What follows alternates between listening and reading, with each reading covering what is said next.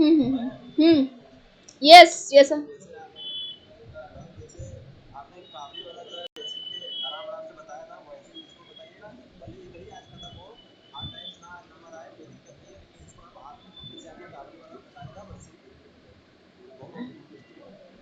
हाँ, बहुत इंटरेस्टिंग है, बहुत मज़ेदार स्टोरी है ये।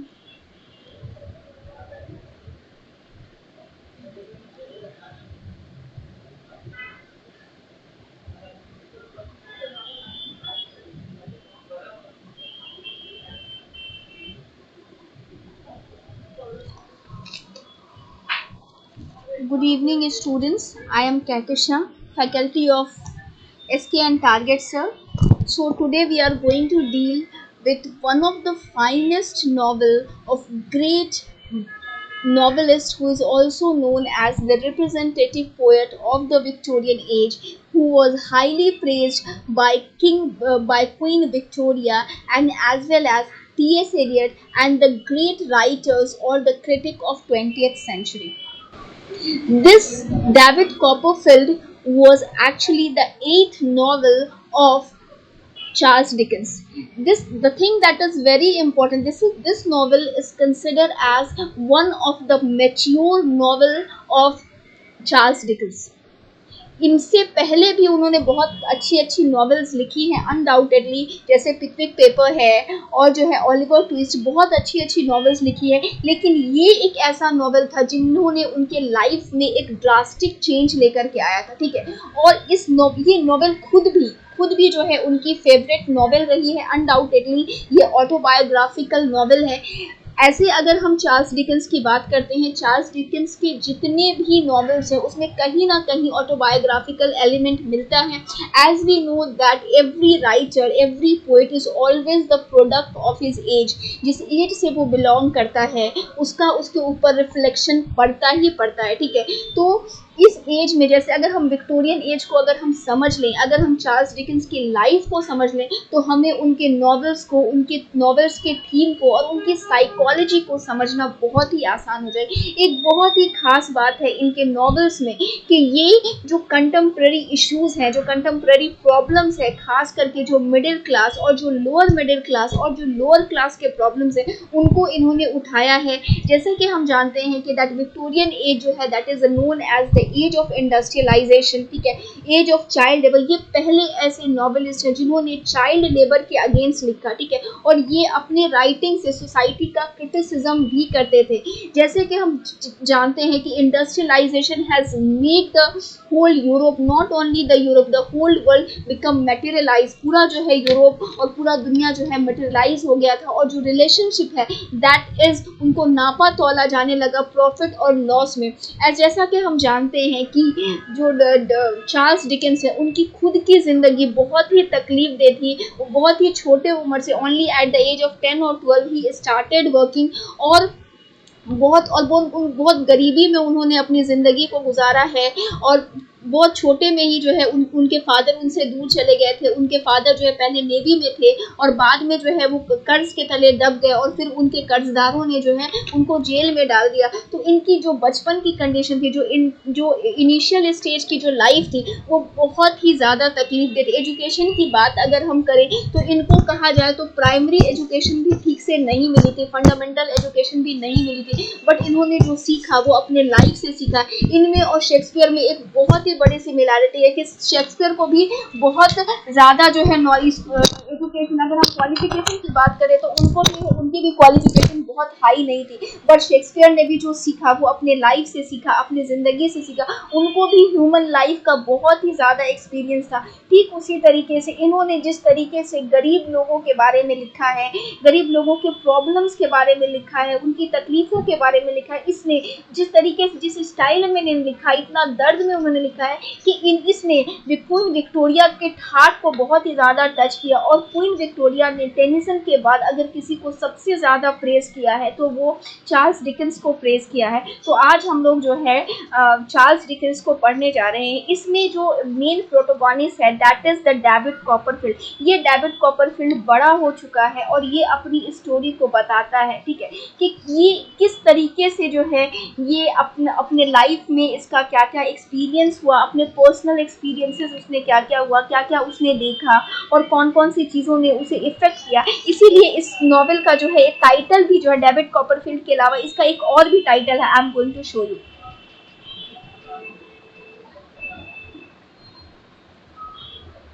ये देखिए इसका जो है डेविड कॉपरफील्ड तो एक नाम है उसका, इसके अलावा एक इनका सब टाइटल भी है द पर्सनल हिस्ट्री। किसकी पर्सनल हिस्ट्री? डेविड कॉपरफील्ड की personal history, adventure, experiences and observation of David Copperfield the young of Blunderstone Rookery. ये वो जगह है बैंडरस्टोन रॉकरी जहाँ पे वो पैदा हुए, जहाँ पे वो पले बढ़े हुए, जहाँ पे ये वो जगह है जहाँ पे उन्होंने बेस्ट टाइम जो है अपनी मदर के साथ है। उनके ज़िंदगी में बहुत सारे वक्त आए, उन्होंने शादी की, वो कामयाब हो गए, वो नॉवेलिस्ट बन गए, वो उन्होंने अपना एक अच्छा करियर चुन लिया, उन्होंने लंदन में एक अपना घर खरीद लिया। बट हमेशा इस नॉवेल में वो बार बार एक चीज़ को दोहराते हैं, the time which I had spend with my mother that is the best time. क्योंकि वो ऐसा टाइम था, वो 8 साल का या 7 साल का जो लम्हा था which he has spend with his mother was the best time.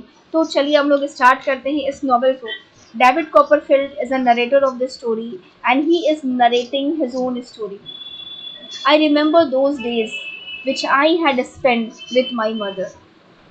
My mother, whose name was, उसकी माँ का नाम जो है कैलरा कॉपरफील्ड था। पहले हम लोग थोड़ा कैरेक्टर्स को देख लें, ठीक है। पहला जो इसमें मेन प्रोटोगोनिस्ट है वो डेविड कॉपरफील्ड है जो कि मेन प्रोटोगोनिस्ट है, नरेटर भी है और एक छोटा बच्चा भी है जो कि जवान होता है, ठीक है। दूसरा इसमें जो है कैलरा कॉपरफील्ड है जो कि उसकी मदर है, इसको आपको याद रखना है, ठीक है। इसके बाद इनका एक स्टेप फादर है जिसका नाम एडवर्ड मडस्टोन है और उनकी एक बहन है जैन मडस्टोन। ये दोनों जो है डेविड कॉपरफील्ड के जो है क्या है, सौतेले माँ बाप, सौतेले बाप और उसकी सौतेली फुआ है, ठीक है। ये जैन मडस्टोन जो है इसके, ये लोग बहुत ही क्रूअल रहते हैं और इसके साथ बहुत ही ज़्यादा मिसबिहेव करते हैं, ठीक है। धोखे से इसकी माँ को बहला फुसला के बेवकूफ़ बना के शादी कर लेते हैं और बाद में अपना असली रूप दिखाते हैं, ठीक है। उसके बाद इसमें जो कैरेक्टर है जो कि बहुत ही करीब होता है इसके दिल के, जिससे वो कई बार मिलने जाता है, वो उसकी नैनी होती है, जिसकी नर्स होती है, जो उससे बहुत प्यार करती है, जिसका नाम क्लेरा पैगोटी है। इनका एक भाई भी होता है जिसका नाम पैगोटी है, ठीक है। लिटिल एमाइली जो है इसके ये जो कैलरा पैगोटी है इसका भाई रहता है। इस भाई के 2 बच्चे होते हैं, एक्चुअली वो उनके अपने बच्चे नहीं होते हैं, वो ऑर्फन 2 ऑर्फन्स होते हैं जिसको जो है वो गोद लिए होते हैं, जिसमें से एक जो है लिटिल एमाइली होती है, वो उनकी नीस होती है, ठीक है। उसके बाद एग्नेस वेकफील्ड, ये उनकी सेकंड वाइफ होती है, जिसको डेविड बाद में रियलाइज करता है कि ये वही लड़की है जिससे मैं ट्रूली प्यार करता था और ये एग्नेस इससे बचपन से ही प्यार करती है और जो कि बाद में जाकर के उसको रियलाइज होता है, ठीक है। उसके बाद मिसेस बैडस्टन ट्रॉटवुड, ये जो है इसकी डेविड की जो है बहुत ही काइंड हार्टेड, ये थोड़ी सी सनकी टाइप की औरत रहती है, ठीक है। ये शुरू में जो है इसको पसंद नहीं करती है क्योंकि वो चाहती है कि उसके भाई को एक बेटा हो, लेकिन उसके और उसको सॉरी बेटी हो, हाँ स्लो, ओके ओके। ये जो अभी स्टार्ट नहीं कर रहे बेटा, अभी स्टार्ट नहीं कर रहे, सिर्फ कैरेक्टर ही बता रहे हैं, ठीक है, सिर्फ कैरेक्टर बता रहे हैं।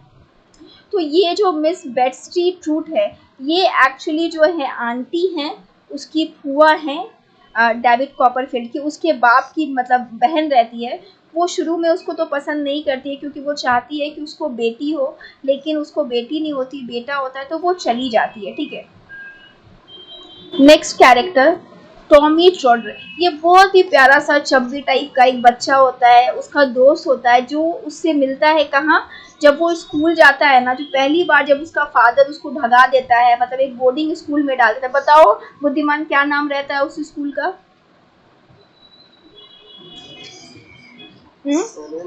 हाँ स्लेम हाउस, स्लेम हाउस, ये यहाँ पे, हाँ स्लेम हाउस। ये टॉमी टॉडलर जो है ना उससे वो स्लेम हाउस में मिलता है। ये एकदम मोटा सा चब्बी टाइप का बच्चा रहता है, बाद में ये वकील बन जाता है, उससे लंदन में जाकर के मिलता है और वो शादी के लिए पैसे जमा करता है, ठीक है। उसके बाद जो है इसमें मिस्टर एंड मिसेस विकिन मैकोल, ये जो है एक अनलकी कपल होते हैं, जो कि जो मतलब जिससे ये मिलता है। देखो, an unlucky couples by the constant precious finance, although the Micawber never succeeded at supporting his own family, he is generous and industrious having Mrs Micawber stand with her husband and. हाँ, ये दोनों जो है विकिन्स मैको, ये मैंने अभी जो photo भेजा है उसमें लिखा हुआ, जो पहली बार जब स्कूल जाता है ना स्लेम्स हाउस में, तो वहाँ पे जा करके ये उससे मिलता है। ये जो हाँ, वेकिन्स मैकबर्ड से कहाँ मिलता है, जब वो पहली बार सेम स्कूल में जाता है ना, तो वहाँ पे जाकर के उससे मिलता है। तो मतलब उसको बहुत अच्छा लगता है। कोई तो होता है कि जो उससे प्यार से बात करे, अच्छा बिहेव करे, लेकिन ये लोग भी बेचारे जो है कर्ज में डूब जाते हैं और परेशान होकर के शहर को छोड़ के चले जाते हैं। इनके जाने के बाद जो है बहुत ही अकेला हो जाता है और ये डिसाइड करता है कि वो यहाँ नहीं रहेगा और वो चला जाएगा। ठीक है, उसके बाद जो है ये यूरिया हीप, ये एक बहुत ही बदमाश कैरेक्टर है। ये जो इसकी सेकंड वाइफ रहती है ना, क्या नाम रहता है उसकी सेकंड वाइफ का, बताओ? हाँ, एग्निस के यहाँ उसके फादर का नौकर रहता है और धोखे से क्या करता है, उसकी सारी प्रॉपर्टी को हड़प लेता है और बाद में ये डेविड कॉपरफील्ड की आंटी का भी सारी दौलत को क्या करता है, हड़प लेता है। लेकिन ये एक्सपोज हो जाता है। ये जैम स्ट्रीट फोर्ट है, ये जो है ये क्या रहता है, मतलब ये भी एक लड़का रहता है जिससे वो स्कूल में मिलता है। ठीक है, लेकिन स्कूल में मतलब मिलता है, जो उसका फ्रेंड बनता है, और बाद में जो है ये जब फिर दोबारा एक बार अपनी नैनी से मिलने जाता है ना, तो भी उससे ये मिलता है। ये वो लड़का रहता है जिसके साथ जो है एनी, ये एनी जो उसकी नीस होती है, उसकी भतीजी इसके साथ भाग जाती है। ये सब कहानी में आगे पता चलेगा। डोरा स्पैनलो, ये डोरा स्पैनलो जो है इसकी फर्स्ट वाइफ रहती है और ये मिस्टर स्पैनलो जिसके यहाँ वो लंदन में काम करता है, उसकी बेटी रहती है, उससे प्यार हो जाता है, उससे ये शादी कर लेता है। मिस्टर स्टेटफोर्ड एंड रोसल, ये जो है एक कैरेक्टर रहता है। ठीक है, जो कि जिससे वो मिलता है और दे आर द बहुत ही मतलब क्या बोला जाए, बहुत अच्छे कपल का एग्जाम्पल रहता है। एक मैरिड, अच्छे मैरिड कपल का एक एग्जाम्पल रहता है। उसके बाद डॉक्टर स्ट्रॉन्ग एंड एनी, ये क्या है, हेडमास्टर रहता है किसका, डेविड के स्कूल का। ठीक है, मतलब डेविड जो बाद में स्कूल में जाता है ना, जहाँ पे उसकी आंटी उसको भेजती है, उसके स्कूल का वो हेडमास्टर रहता है। ठीक है, और इसकी जो आंटी होती है ना, उसका बिजनेस मैनेजर भी होता है। ठीक है, तो हम लोग इन सब के बारे में जो है अच्छे से पढ़ेंगे। कहानी स्टार्ट करते हैं। ठीक है, तो ये जो है नॉवेल, इसको हम बोलते हैं, मतलब इसका एक और अदर नेम भी है, the personal history, adventures, experiences, observation of David Copperfield. इसमें एक लड़का है जिसका नाम डेविड कॉपरफील्ड है। वो बड़ा हो जाता है, वो बड़ा होकर के वो एक दिन बैठा होता है और वो अपनी स्टोरी को नरेट करता है, वो याद करता है। एक्चुअली समझा जाओ तो वो एक इमेजिनेशन में चला जाता है और उस इमेजिनेशन में जाकर के वो एक स्टोरी को नरेट करता है। फ्राइडे मिडनाइट का टाइम होता है। According to Christianity, Friday midnight को बहुत ही मनहूस माना जाता है, अच्छा दिन नहीं माना जाता है। उस दिन में जो है इसका जन्म होता है, डेविड कॉपरफील्ड का। डेविड कॉपरफील्ड के जन्म से 6 महीने पहले ही उसके फादर का डेथ हो जाता है। इससे बड़ा दुख का बात उसके लिए कुछ भी नहीं हो सकता है कि मेरे पैदा होने से पहले ही मेरे फादर का डेथ हो गया। बट मेरी माँ,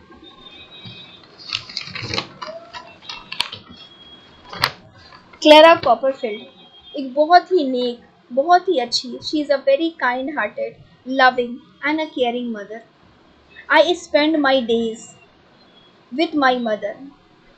I spend my time in the lap of my mother and my nanny, Mrs. Pagoti. वो दिन बड़े अच्छे होते हैं जब मैं अपनी माँ के साथ, कैलरा कॉपरफील्ड, और अपनी नैनी पैगोटी के साथ टाइम बिताता हूँ। दोनों मेरा बहुत ही अच्छा ख्याल रखते हैं। मिसेस पैगोटी हमेशा मेरे लिए अवेलेबल रहती है। हाँ, नैनी नर्स है उसकी। हाँ, अभी तो कैरेक्टर सब बता दिए ना, अभी स्टोरी नरेट कर रहे हैं। ठीक है, मिसेस पैगोटी मेरी नर्स है, मतलब मैं जो अभी बता रही हूँ ना, मैं अभी डेविड कॉपरफील्ड हूँ, मैं अभी अपनी कहानी तुम लोगों को सुना रही हूँ इस तरीके से। समझ में आ पा रहा है ना? हाँ हाँ हाँ। तो वो दिन बड़े ही अच्छे रहते हैं मेरी ज़िंदगी का। जैसे ही मैं पैदा होता हूँ, मैं फ्राइडे मिडनाइट को पैदा होता हूँ, और ऐसा माना जाता है कि फ्राइडे मिडनाइट अच्छा दिन नहीं होता है क्रिश्चियनिटी में। जाहिर सी बात है अच्छा दिन नहीं होता है, क्योंकि मेरे पैदा होने से 6 महीना पहले ही मेरे फादर का डेथ हो जाता है। बट मेरी माँ एक बहुत ही kind, loving and caring woman है। मेरी माँ का नाम कैलरा कॉपरफील्ड है। मेरी माँ कभी कभी बाहर काम करने जाती है, इसीलिए उन्होंने मेरे लिए एक नर्स रखा है, मिसेस पैगोटी। मिसेस पैगोटी मेरी नैनी हैं। उनके पास हमेशा मेरे लिए टाइम होता है, मुझे बहुत प्यार करती हैं, हमेशा मेरे लिए अवेलेबल रहती है। मेरी ज़िंदगी बहुत ही अच्छे से कट रही है, मैं बहुत खुश हूँ। कभी मुझे एहसास भी नहीं होता कि मेरे फादर नहीं हैं। ये पल मेरी ज़िंदगी के बहुत ही हसीन पल हैं, पर ज़िंदगी इतनी आसान नहीं। मेरी माँ की ज़िंदगी में एक मर्द आ जाता है, उसका नाम मिस्टर मैडस्टन रहता है। मैं उसे बिल्कुल भी पसंद नहीं करता, शुरू से ही मैं उसे बिल्कुल भी पसंद नहीं करता। मेरी नैनी भी उसे पसंद नहीं करती।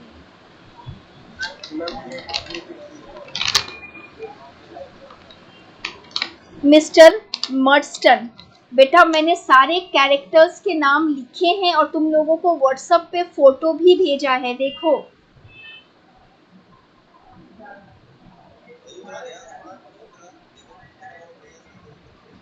नहीं नहीं नहीं, तेजू ध्यान देता है, उसका टेंशन की बात नहीं है। थोड़ा सा शायद अभी वो स्कूल भी जाता है ना, तो इसलिए जो है सो थोड़ा टाइम की कमी उसको हो जाती है। बहुत अच्छा बच्चा है, नो डाउट, बहुत प्यारा बच्चा है। तेजू मैंने बिल्कुल भी परेशानी तुमको नहीं होगी। जो मैंने व्हाट्सएप पे भेजा है ना, उसमें पूरा माइंड मैप बना करके भेजा है, तुमको समझ में आ जाएगा। तुम अभी कहानी एकदम अच्छे से सुनो, ठीक है? तुम एक बार जा करके जो मैंने माइंड मैप भेजा है ना बेटा, उसको तुम एक बार खाली देख लोगे ना, तो तुमको एकदम नाम अच्छे से समझ में आ जाएगा, ठीक है?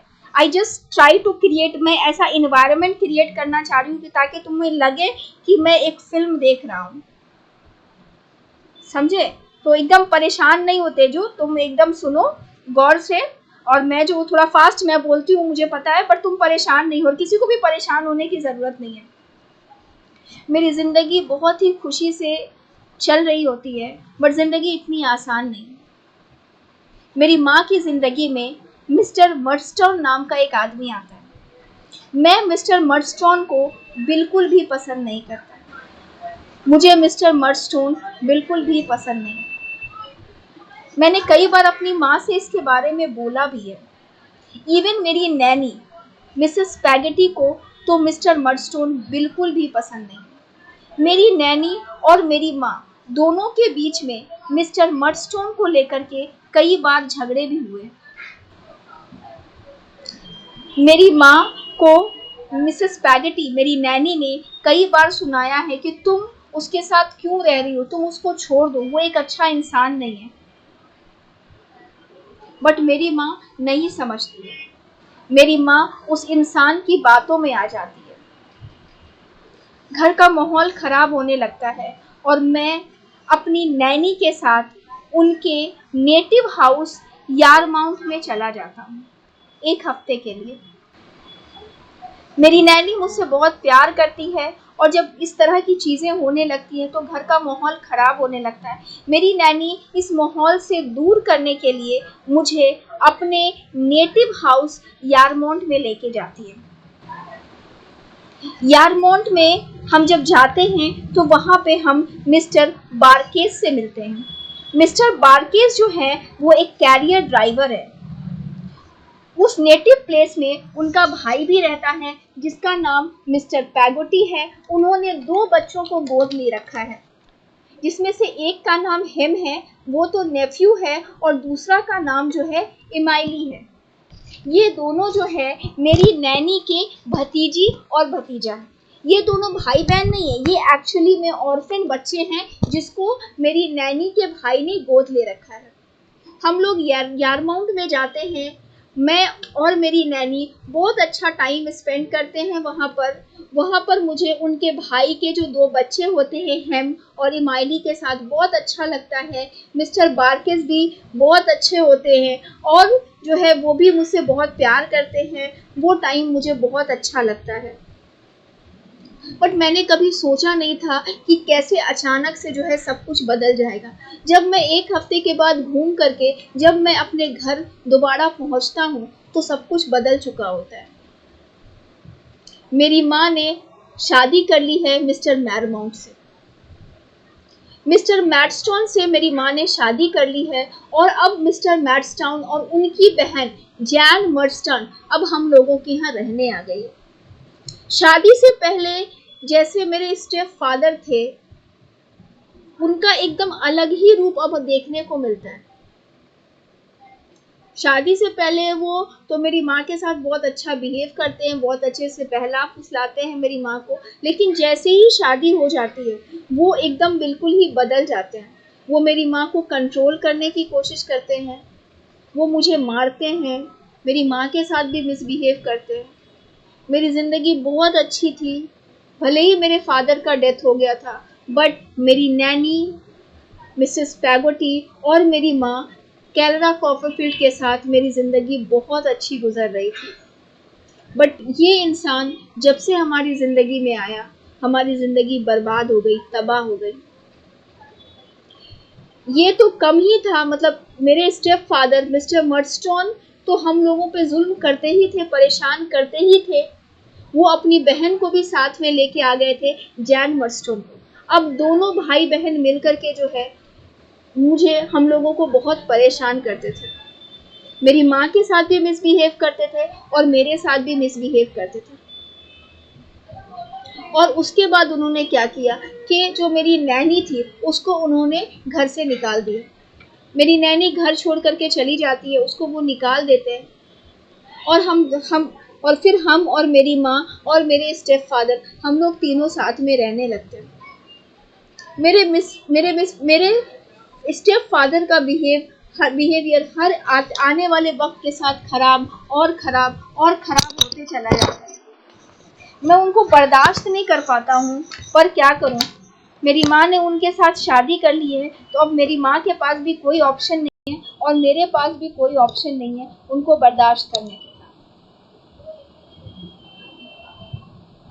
एक दिन वो मुझे बहुत मार रहे होते हैं, बहुत बुरी तरीके से मुझे मार रहे होते हैं। मुझे अच्छा नहीं लगता है, मुझे बहुत गुस्सा आता है। डेली डेली जो है वो बिना मतलब का मुझे मारते हैं, मैं गुस्से में जो है उन्हें दांत काट लेता हूँ। इस पर वो बहुत गुस्सा होते हैं और मुझे घर से निकाल देते हैं और मुझे बोर्डिंग स्कूल में भेज देते हैं। मेरे बोर्डिंग स्कूल का जो हेड मास्टर होता है वो भी बहुत बदमाश होता है, बहुत परेशान करता है, वो भी मुझे बहुत मारता है। वहाँ पे मैं बहुत अकेला महसूस करता हूँ, मुझे अच्छा नहीं लगता है। वहाँ पे लोग मुझे बुलिंग करते हैं, मुझे परेशान करते हैं, लेकिन फिर ही मेरी दोस्ती स्टेटफोर्ड और टॉमी ट्रेडल से हो जाती है। स्टेटफोर्ड एक बहुत ही अच्छा, बहुत ही प्यारा दोस्त है मेरा, और टॉमी ट्रेडल वो भी मोटा सा चब्बी सा है पर बहुत प्यारा होता है। एक दिन का वाकया है कि कुछ बच्चे मुझे परेशान कर रहे होते हैं, मुझे बुलिंग कर रहे होते हैं। उतने में स्टेटफोर्ड और टॉमी ट्रेडल ये दोनों ही आते हैं और मुझे क्या करते हैं, उनकी बुलिंग से बचा लेते हैं। मैं उस स्कूल में अब मुझे अच्छा लगने लगता है इन 2 दोस्तों के साथ। मैं उस स्कूल को पसंद करने लगता हूँ। वहीं पर जो है मुझे बहुत अच्छा महसूस होने लगता है, अच्छा लगने लगता है। फिर अचानक से मेरी ज़िंदगी में दुख यहीं पे ख़त्म नहीं होता है। अचानक से मुझे खबर आती है कि मेरी माँ नहीं रही। बाप तो पहले ही मर चुका था, नैनी भी छोड़ के जा चुकी थी, एक माँ ही थी और वो भी मर गई। मैं स्कूल छोड़ करके जाता हूँ अपनी माँ के फ्यूनरल के लिए। और फिर कभी दोबारा स्कूल नहीं आता। मेरे स्टेप फादर मेरे साथ बहुत ही बुरा सलूक करते हैं, मुझे बहुत मारते हैं, पीटते हैं, और फिर जो है वो मुझे उनकी लंदन में उनकी एक फैक्ट्री होती है शराब की, वहाँ पे जो है वो मुझे डाल देते हैं। वहाँ पे सब लोग मुझे बहुत परेशान करते हैं, बट मैं वहाँ पे बहुत अच्छा काम करता हूँ। लोग फिर बाद में मुझे समझते हैं और मुझे प्रेज़ करने लगते हैं। वहाँ पे एक फैमिली होती है, विकिंस मैकब्री। ये फैमिली बहुत ही अच्छी होती है। ये मेरे कुछ लगते नहीं हैं, बट ये फैमिली मुझे बहुत प्यार करती है। जब मैं दिन भर काम करके थक जाता हूँ तो मैं इनके यहाँ जाता हूँ, इनसे बात करता हूँ, मुझे बहुत अच्छा महसूस होता है, फ्रेंडली महसूस होता है। बट शायद ज़िंदगी को ये भी मंजूर ना था, और मेरी ज़िंदगी में एक और तूफान आ गया कि 1 minute,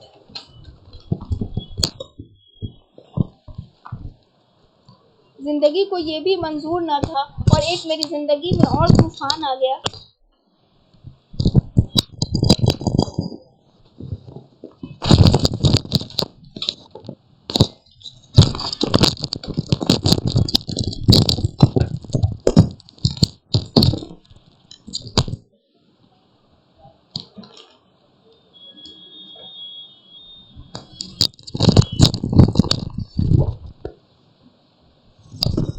Am I audible, students? Student समझ में आ रहा है सबको? समझ में आ रहा है? तो मेरी ज़िंदगी वहाँ पे बहुत ही बद से बदतर हो चुकी होती है, बट फिर भी एक खुशी होती है कि जब मैं शाम में काम करके मिस्टर वैकिंस के यहाँ जाता हूँ तो मुझे अच्छा महसूस होता है। बट मुसीबतें यहाँ पे ख़त्म नहीं होती है। मिस्टर वैकिंस गरीब इंसान रहते हैं, बट वो दिल के बहुत अच्छे रहते हैं। लेकिन उसके बाद क्या होता है कि वो कर्ज में डूब जाते हैं और अपनी फैमिली के साथ दूसरी जगह चले जाते हैं। अब मैं बहुत अकेला हो जाता हूँ, मुझे बहुत परेशानी महसूस होने लगती है। मैं एक दिन ये डिसाइड करता हूँ कि चाहे कुछ भी हो, मैं इस जगह को छोड़ के चला जाऊँगा, क्योंकि अब मेरे पास कोई भी नहीं है। ना तो मेरी नैनी है, ना तो मेरे पापा हैं, ना मेरी माँ है, और ये जो मेरे साथ अच्छा बिहेव करते थे वो भी नहीं है। ना मेरे पास मेरे स्कूल के दोस्त हैं। अब मैं यहाँ नहीं रहूँगा, मैं चला जाऊँगा। मेरी एक आंटी हैं, मैं उनके पास चला जाऊँगा। अब वो वहाँ जो भी उसको पैसे हाथ में रहते हैं वो ले करके वहाँ से जाने का सोचता है कि जो है अब वो वहाँ से अपनी आंटी के पास चला जाएगा। जैसे ही वो स्टेशन पे पहुँचता है, कुछ लोग मिल करके उसके पैसे और सामान चोरी कर लेते हैं। अब मेरे पास कुछ भी नहीं है, ना तो मेरे पास सामान है, ना खाने की चीज़ें हैं, ना कपड़े हैं, ना पैसे हैं, कुछ भी नहीं है। मेरी सारी चीज़ें चोरी हो चुकी हैं। फिर भी मुझे जाना है अपनी आंटी के पास, मैं यहाँ नहीं रह सकता। मैं लौट करके फैक्ट्री के पास नहीं रहूँ, मैं पैदल ही जाऊँगा, और मैं अपना रास्ता पैदल ही तय करता हूँ। और मैं चलते चलते डोवर पहुँच जाता हूँ, जहाँ पे मेरी आंटी का घर है, और मैं उन्हें ढूंढ लेता हूँ। मेरी आंटी का नाम मिस्टर बैटस्टे ट्रॉटवुड है। वो मुझे पहले पसंद नहीं करती थी, बट जब मैं गया और मैंने उन्हें बताया, आंटी मेरे साथ बहुत बुरा हुआ। माँ मर गई, मम्मी ने उससे शादी की, और जैसे ही मम्मी ने उससे शादी की वो अपना रंग दिखाने लगे। वो मुझे और माँ को बहुत मारा करते थे। फिर उन्होंने मुझे स्कूल में भेज दिया, नैनी भी छोड़ के चली गई। अब मैं फैक्ट्री में काम कर रहा हूँ, वहाँ पे भी सब मुझे बहुत परेशान कर रहे हैं। अब आपके अलावा मेरा कोई भी नहीं है। फिर वो उसको डिसाइड करती है, मिस्टर मिस्टर ब्रट्सनी, इस बच्चे का मेरे अलावा अब कोई भी नहीं है। अगर मैंने इसे अभी छोड़ दिया तो ये बर्बाद हो जाएगा। अब चाहे कुछ भी हो, मुझे ही इसको पालना है, इसको अपने पास रखना है, इसे पढ़ाना है, लिखाना है। अब मेरी ज़िंदगी का यही मकसद है, मुझे इसको पढ़ाना है, लिखाना है, सब कुछ करना है मुझे इसके लिए। उतने में ही क्या होता है, मेरे फादर आ जाते हैं, मर्स्टोन। वो आकर के मेरी आंटी से चिल्ला चिल्ली करने लगते हैं, तुम मेरे बेटे को यहाँ पे क्यों लेकर के आई हो? क्यों तुम इसको यहाँ रखना चाहती हो, दो मुझे वापस करो। बट मेरी आंटी उन पे बहुत गुस्सा करती है, वो उन पे चिल्लाने लगती है, तुम्हारा इस बच्चे पे कोई हक नहीं है, ये मेरे भाई का बेटा है, इस पे अगर किसी का हक है तो सिर्फ मेरा हक है। अब ये मेरे साथ ही रहेगा, तुम यहाँ से जाओ, तुम निकल जाओ मेरे घर से। मेरा स्टेप फादर वहाँ से निकल जाता है और मैं अपनी काइंड हार्टेड आंटी के साथ रहने लगता हूँ। ज़िंदगी फिर से बदल जाती है, मेरी ज़िंदगी में खुशियाँ आ जाती हैं। मेरी आंटी मुझे स्कूल भेज देती हैं पढ़ने के लिए।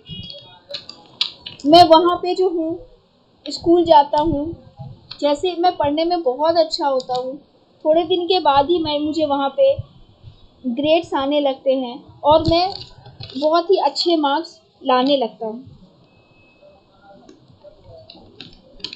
वहाँ पर मेरी मुलाकात एक फैमिली से होती है जिसका नाम मिस्टर वेकफील्ड होता है।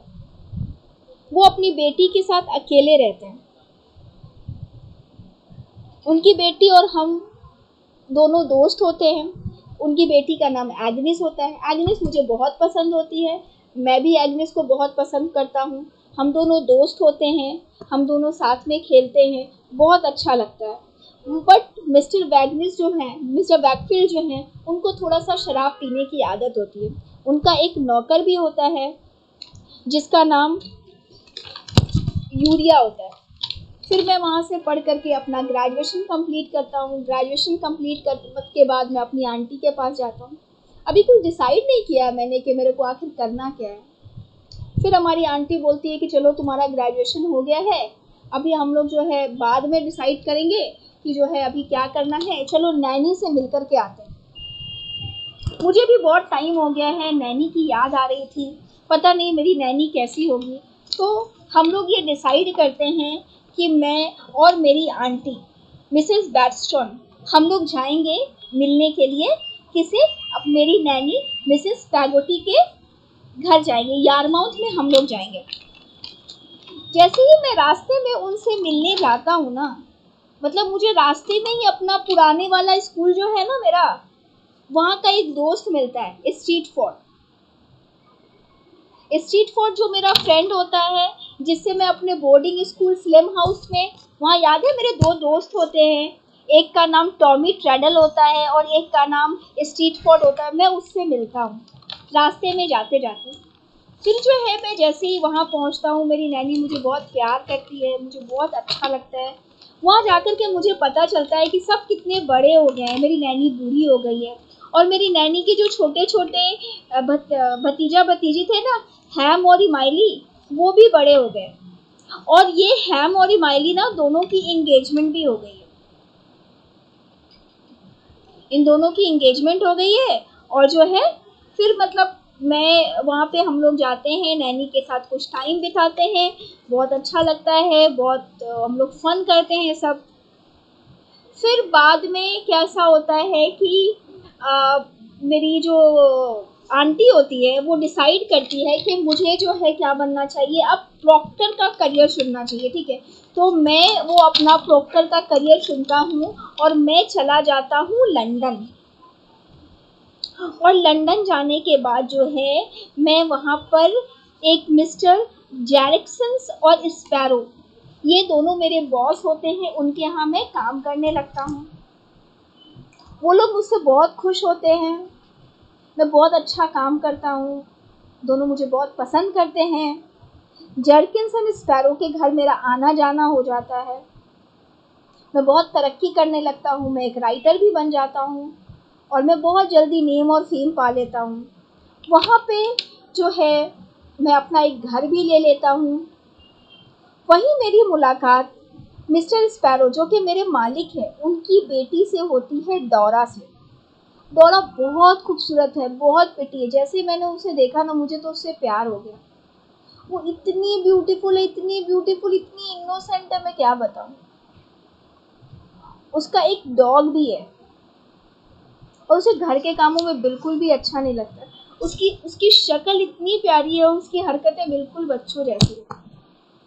मुझे उससे प्यार हो जाता है, उससे भी मुझसे प्यार हो जाता है, फिर हम लोग शादी कर लेते हैं। शादी के बाद भी उसके अंदर मैच्योरिटी नहीं आती है, वो अभी भी वैसे ही बच्चे जैसे करने लगती है। मैं इतना काम में बिजी रहता हूँ तो मुझे भी कभी कभी जो है थोड़ा इरिटेशन होने लगता है इसकी इस हरकतों की वजह से।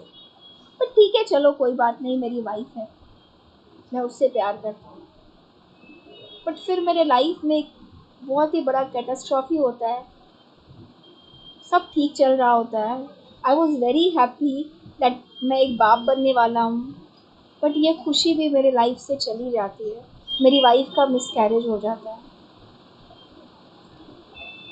डोरा बहुत तकलीफ़ में आ जाती है इस मिसकैरेज से, मैं भी बहुत तकलीफ़ में आ जाता हूँ। बट पता नहीं क्यों उस मिसकैरेज के बाद डोरा का हेल्थ डिटोरिएट करने लगता है। बहुत कोशिश करने के बाद भी ठीक नहीं होती है, and I lost my wife. I have lost everything. Everything is going from my hand. First, my father, my mother, my friends, my life. I have lost my life. I am completely in loss.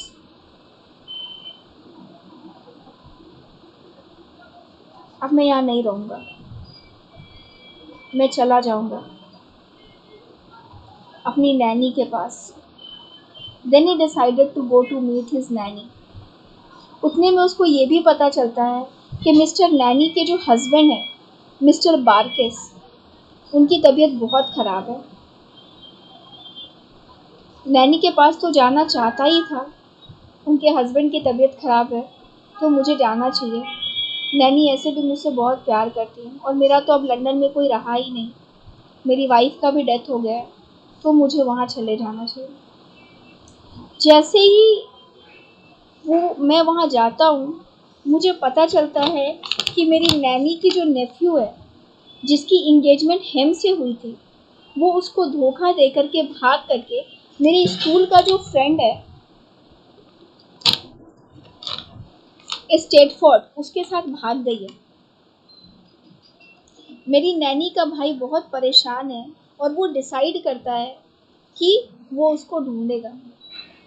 किसी तरीके से पता चलता है कि वो और मेरी इमाइली और मेरा दोस्त दोनों भाग गए। बट इमाइली बहुत ही बदमाश और बेकार टाइप की लड़की रहती है, वो मेरे दोस्त को भी छोड़ करके फिर भाग जाती है। फिर उसके बाद वो मिस्टर पैगोटी, जो कि मेरे नैनी के भाई हैं, वो डिसाइड करते हैं कि वो किसी भी तरीके से इसको ढूंढेंगे और ढूंढ करके जो है इस शहर को छोड़ के चले जाएंगे।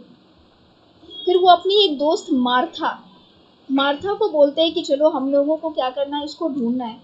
उनकी जो फ्रेंड होती है मार्था, उसको ढूंढने में मदद करती है और फाइनली इमाइली मिल जाती है।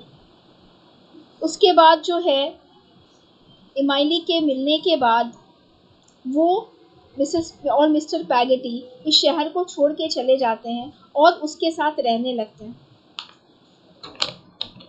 जब मैं वहाँ पहुँचता हूँ तो मेरी मुलाकात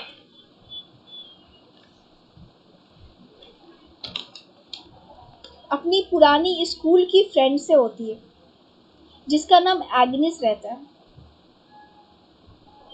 वो मुझे याद आता है कि वो मेरी फ्रेंड है, मैं उसके साथ स्कूल में पढ़ा था।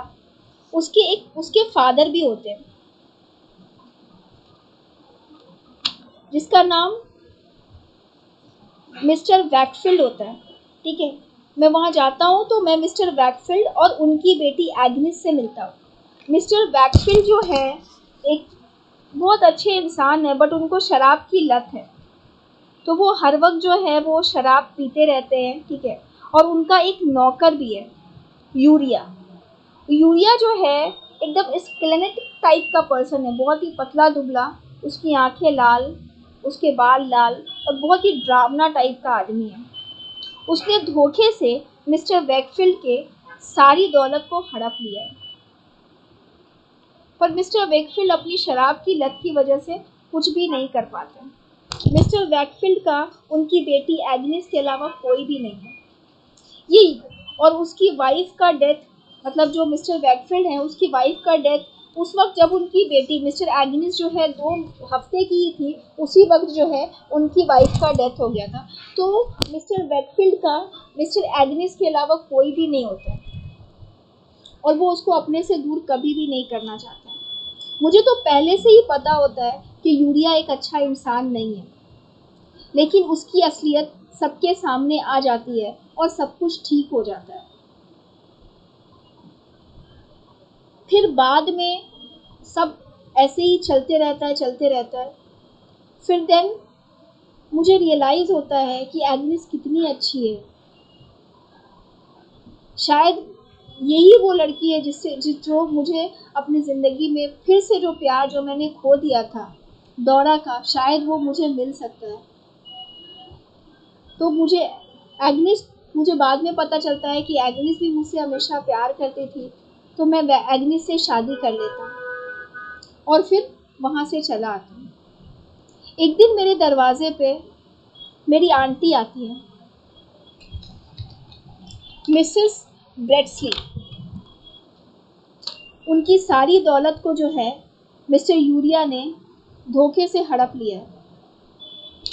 अब वो आंटी भी हमारे साथ रहने लगती है। अब मैं, मेरी वाइफ एग्निस, मेरी आंटी और मिस्टर स्पैगेटी, हम लोग तीनों जो है साथ में रहने लगते हैं। मेरी ज़िंदगी फिर से खुशहाल हो जाती है और मेरे 3 बच्चे होते हैं। ये मेरी ज़िंदगी की कहानी थी जो मैंने आप लोगों को सुनाई। आया समझ में?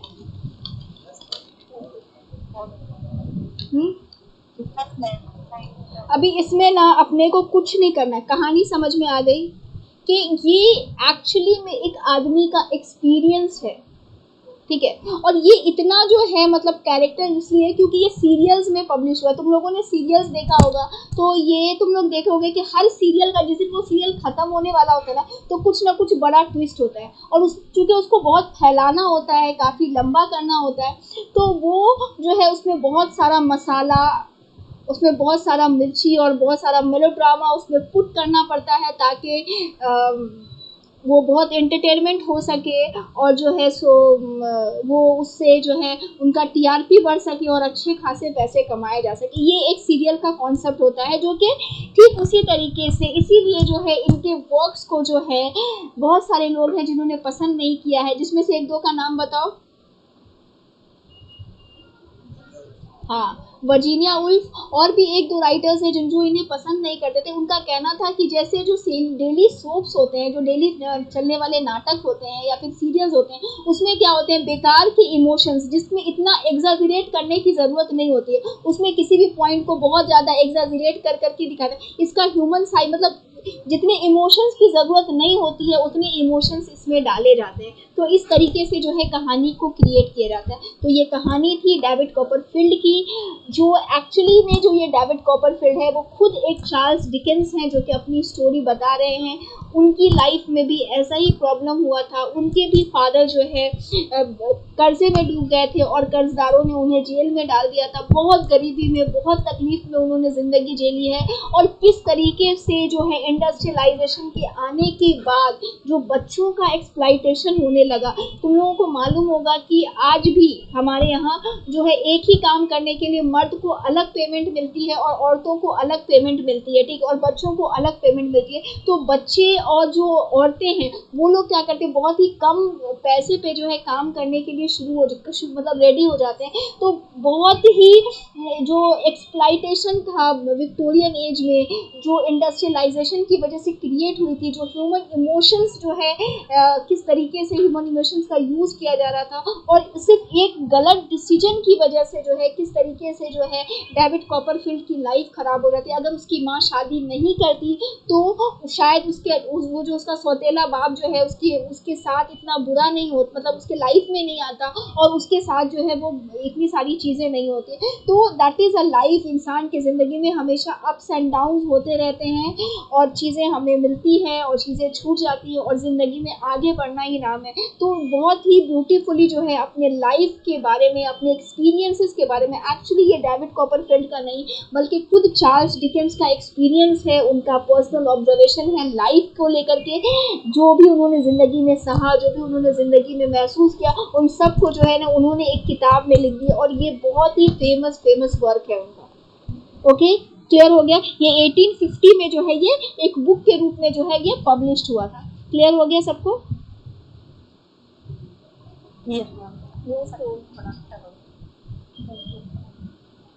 अब हम लोग जो है हार्ड टाइम्स पढ़ेंगे। हार्ड टाइम्स जो है एक्चुअली बोला जाए तो आसान है, इसके जितना टफ नहीं है क्योंकि इसमें जो है बहुत सारे कैरेक्टर्स हैं। तो हार्ड कल ठीक है, मैं जो हूँ पीपीटी ओके